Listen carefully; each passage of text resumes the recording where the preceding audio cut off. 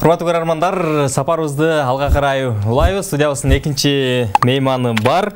Скрябин атындагы Кыргыз улуттук агрардык университетинин илимий иштер боюнча проректору, айыл чарба илимдеринин доктору, профессор Шерғазиев Уран Адиевич агай. Саламатсызбы? Саламатсыз. Кечиңиз менен. Саламатсыз. Уран агай. Скрябин атындагы Кыргыз улуттук агрардык университет дегенде эле бизге айыл чарбага өлкөбүзгө керектүү инсандарды, адистерди даярдап чыгаруучу окуу жай эске келет. Туура. Анан азыр эми заман талабына жараша окуу жай бир топ өзгөрүүлөргө туш болду. Азыркы ректордун алгылыктуу жумуштары менен оңдоп түзөө иштер болду. Заманбап техникалар коюлду деп айтсак туура болот. Сиздердин ушул улуттук агрардык университетте канча факультет бар жалпысынан? Саламатсыздар, урматтуу көрүүчүлөр. Эми өзүңүздөр билгендей, Кыргыз улуттук агрардык университети 1933 жылы өткөн кылымда уюшулган. Буюрса мына эмдиги жылы 90 жылдык мааракеси болот. Ошого дайынданып атабыз. Бул эми өлкөбүздөгү айыл чарбасына адистер дайындаган жалгыз университет болуп эсептелет. Жакында эле мына эл аралык көз карандысыз аккредитациядан өтүп, ушу Кыргызстандын вуздарынын рейтингинин ичинде ушу 5 алдыңкы вуздун арасына кирет. Жакшы. Бүгүнкү күндө университеттин курамында 6 факультет бар. Бул азык-түлүк, айыл чарба азык-түлүктөрүн өндүрүү жана кайра иштетүү факультети, ветеринардык медицина жана биотехнология факультети, инженердик техникалык факультет, агрономия жана токой чарбачылык факультети, экономика жана менеджмент факультет, гидромелиорация, экология жана жерге жайгаштыруу факультети бар. Ушул факультеттер менен чогуу эле бизде да бир институт бар. Ал маалыматтык тутумдар жана аралыктан окутуу, аралыктан билим берүү институту иштейт. Андан тышкары бизде 4 колледж бар.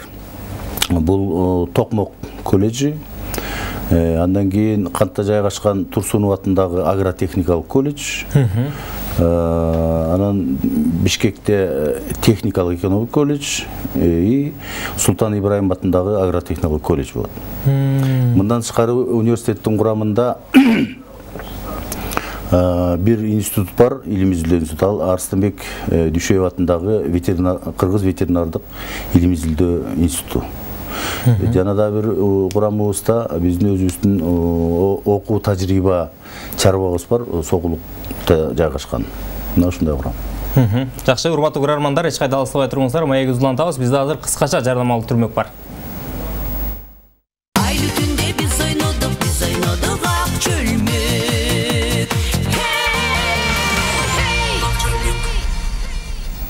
Программабыздын демөөрүсү тууралуу маалымат бере турган болсок, Атамекендик өндүрүш, Атаман чай компаниясы, Атамекендик өндүрүштү колдой турган болсок, экономикабыздын өсүүсүнө дагы жана ошондой эле ар бир кыргызстандык жаран өлкөсүндө чет жакка чыкпай, жумуш менен камсыз болуусуна дагы жакшы өбөлгө жакшы шарт түзөт. Ошондуктан мен сунуштайт элем ар бириңиздерге Атамекендик өндүрүш, Атаман чай компаниясынын чайларыны.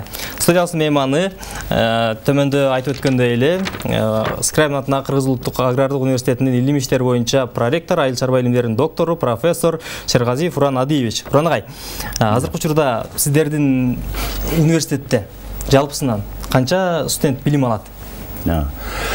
Кыргыз улуттук агрардык университетинде жалпысынан 23 бакалавриаттык багыт менен жана 15 магистрдик программалар жана бир адистик боюнча жалпы жонунан 5000ге чукул 5000дей студент билим алышат. Алардын где-то 1150-дөйү ушу мамлекеттик гранттык орундарда окушат. Бюджеттик негизде? Бюджеттик негизде. Калган 4000ден ашыгы, 4000ге жакыны бул контракттык негизде, жоксо университет менен келишим түзүп билим алышат. Азыркы учурда эми мектеп окуу аяктап абитуриенттер 9-11 класстын окуучулары бир турмушта маанилүү бир орчундуу тандоодун алдында турушат. Кайсы жакка барып билим алсам, эртең күнү кайсы кесиптин ээси болуп чыксам депчи. Азыр айыл чарба багытында кайсы кесиптерге аябай муктаждык көп? Бул эми өзү мезгилдин өзгөрүшү менен эле ушу адистикке болгон муктаж дагы өзгөрүп турат эмеспи? Бир кезде бир башка адистерге муктаж болот экен өндүрүш. Мына жакында эле бизде айыл чарба министрлиги биздин бүтүрүүчүлөр менен жолугушуу уюштуруп, ошол жерде министр Жаныбеков Аскарбек Сапарбекович келип өзү сүйлөдү, министр. Ошол киши айтты, мына жерлерде дейт, азыркы күндө ушу айыл чарба адистери жок болуп жатат. Аз иштеп аткан, жердеги иштеп аткан адамдар уже баягы жаш курагы өйдөлөп калган, ошолордун ордуна иштей турган жаш адистер жок деп айтты да, ошондо жолугушууда. Анан эми ошол министрликтин жасаган анализдери боюнча бул азыркы күндө 75 агроном жетпейт дейт. 250 ветеринардык врач, айлана чөйрө коргоо максатында токойчу экологдордон 40 киши жетпейт деп айтты ошол жерден. IT специалисттер жетпейт дейт. Жана дагы мына экономист көп дейбиз, бирок ошо айылга барып иштеген экономист, бухгалтерлар дагы жетпейт деп айтты. Ошондо 40 киши жетпейт, ошо бизге керек айыл чарбасына деп айтты да. Ошолордун эле дагы эле сереп кылып анализ жазышкан экен. Ошолордун негизинде бул азыр агрономдор көп жетпейт деп айтты да. Мисалы үчүн ошо айыл чарбада өсүмдүктөрдү коргоо жана карантин багытындагы агроном адистер жетпейт дейт.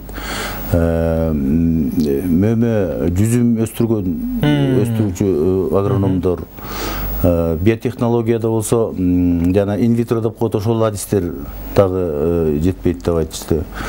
Айтор айыл чарба, мал чарбасындагы зоотехник, селекционер, ветеринарный врачтар дагы жетпейт экен. Ошо министрликтин жасаган анализдеринде. Суу багытында да гидромелиоторлор жетишпейт дейт. Кайра иштетүүдө технологдор, ошо бардыгы эле көп айыл жергесинде ушундай адистер жетпейт деп айтты. Биз дагы өзүбүздүн баягы келип жаткан немебизде өзүбүз анализ кылып турабыз да. Ошондо бизге келип аткан абитуриенттерди карасак, азыр действительно ушу ветеринардык медицинага көп келишет балдар. Ошол жака көп. Эмне себептен? Эми, видимо, азыр өзүңүз ойлосоңуз, азыр мына айыл жерде 4 түрлүк малдын башы көбөйдү. Акыркы эле мына мисалы үчүн алсак, акыркы жылда мына канаттуулар 5,5 миллион болсо, азыр 6 миллионго чыкты. Уй 20-100 мал деп коебуз, булар 1,5 миллион болчу 5 жыл мурда. Азыр мына 6 миллион болуп атат. Анын ичинен уй 700 эле, азыр 850 миңге чыкты.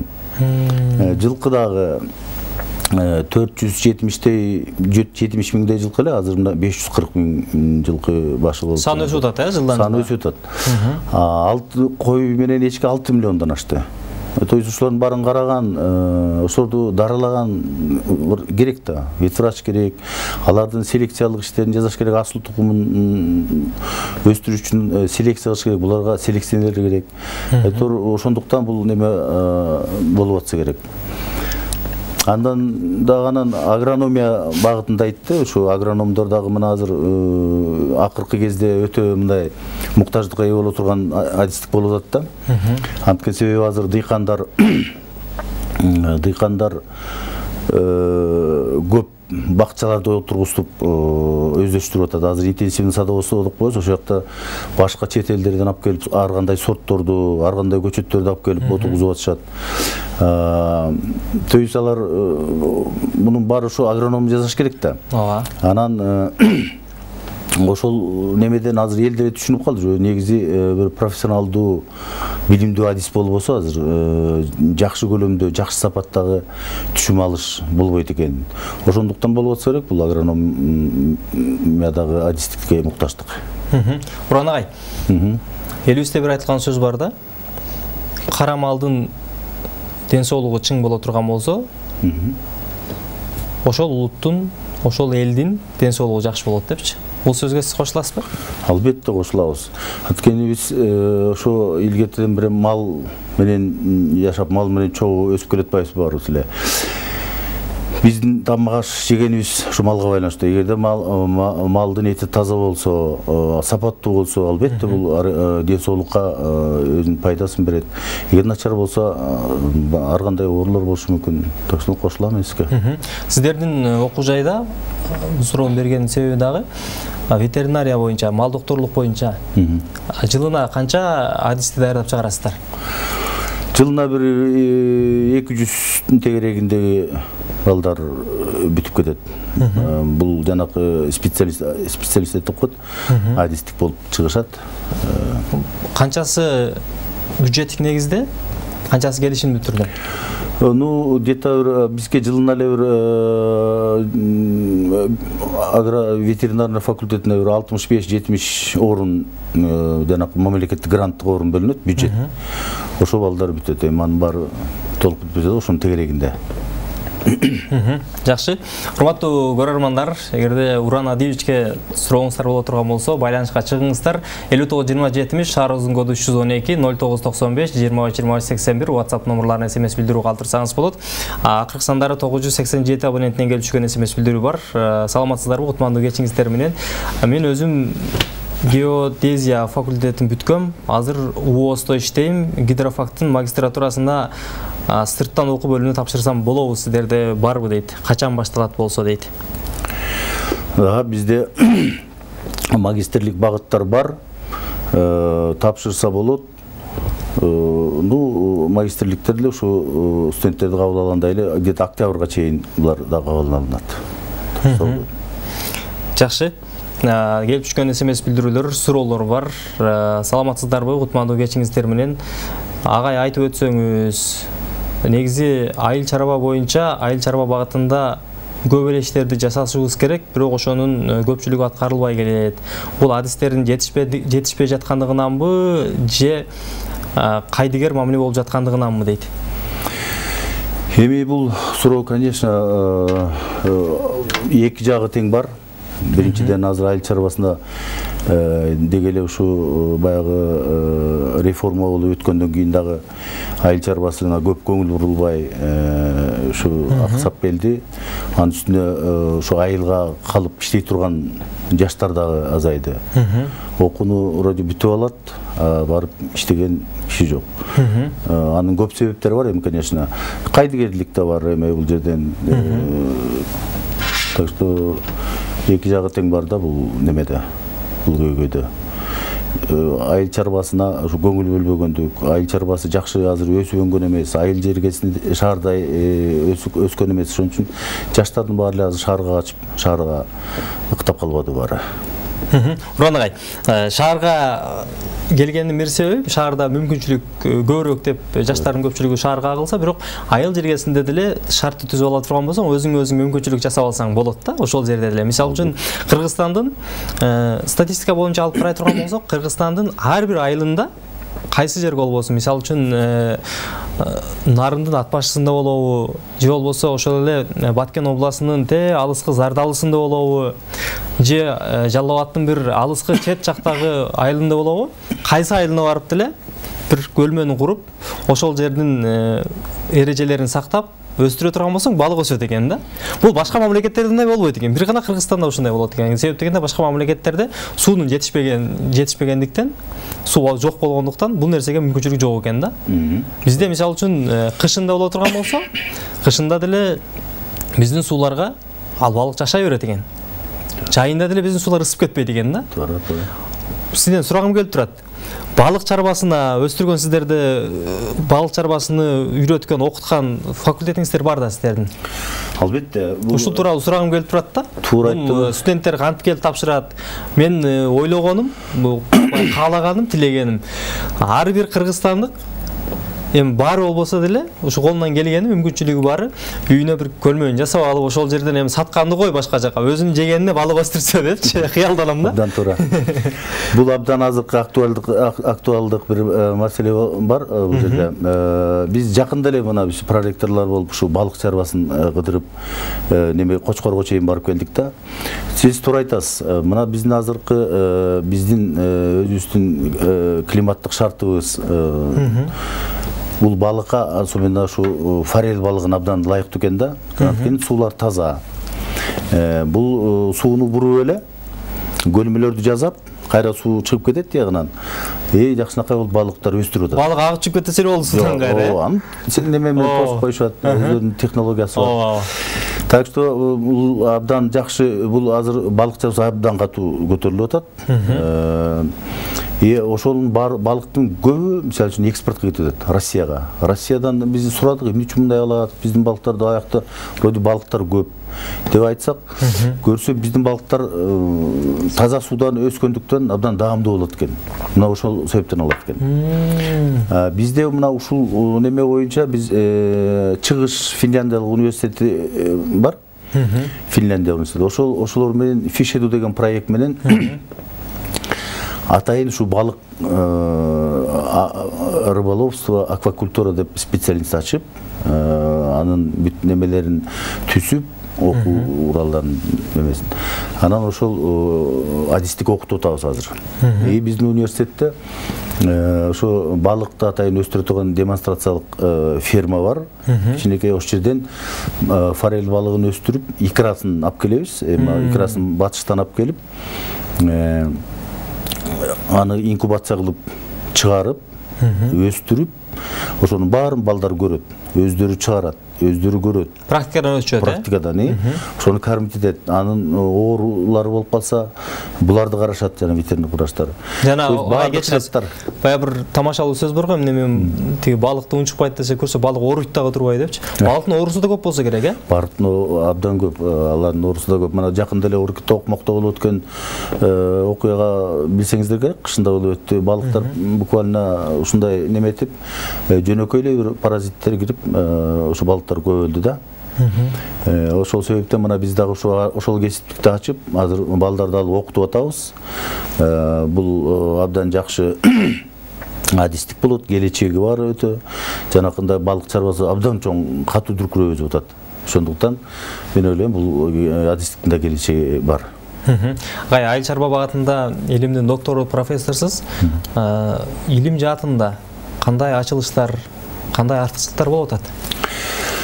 Эми өзүңүздөр билгендей, бул азыр маалыматтык технологиялар абдан тез өсүп атат. Ошолор менен чогуу эле мына илимде дагы көп ачылыштар бар, жаңылыктар бар. Мына биздин университетте дагы акыркы 10 жылда абдан чоң өзгөрүүлөр болду. Анткени себеби жаңы заманбап лабораторияларды ачтык.